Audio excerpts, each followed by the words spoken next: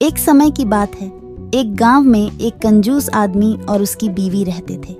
यह आदमी बहुत ही कंजूस था। वह हमेशा अपने पैसों को बचाने की कोशिश करता था और किसी से भी कुछ नहीं बांटता था।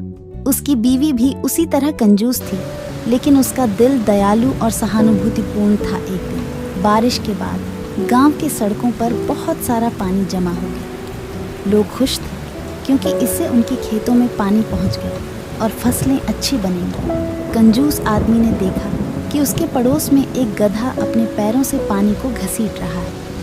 वह गधा पानी को उसके खेत में ले जा रहा था। आदमी ने गधे को देखा और सोचा, यह गधा मेरे खेत के लिए बहुत ही उपयोगी हो सकता है। उसने गधे के मालिक से कहा, मुझे तुम्हारा गधा बेच दो। मालिक ने कहा, ठीक है, मुझे 100 रुपये दो और गधा तुम्हारा हो जाएगा।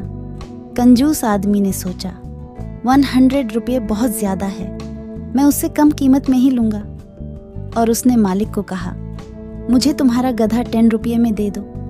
मालिक ने कहा, 10 रुपये में वह तो मेरा गधा है, मैं उसे कम से कम 50 रुपये में ही बेचूंगा।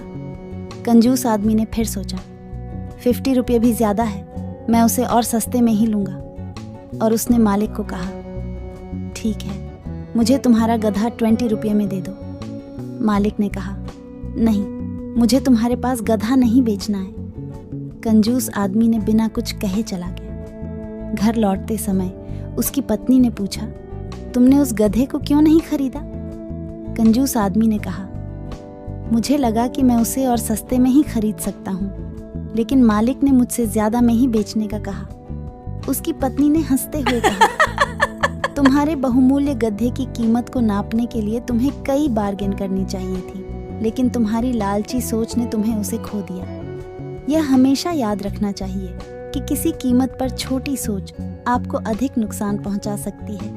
कंजूस आदमी ने अपनी गलती समझी और वापस चला गया। इस कहानी से यह सीखने को मिलता है कि हमें गरीबों की कीमत का एहसास करना चाहिए और लालच की बजाय दया और सहानुभूति का रास्ता अपनाना चाहिए।